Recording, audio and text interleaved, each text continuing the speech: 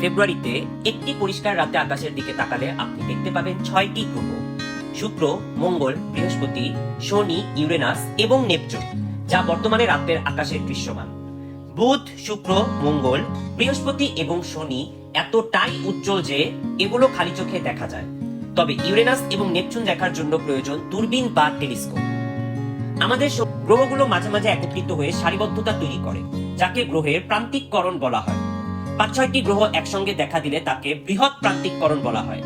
2019 সালে গবেষকরা পরামর্শ দেন যে গ্রহের প্রান্তিককরণ সৌর কার্যকলাপে প্রভাব ফেলতে পারে।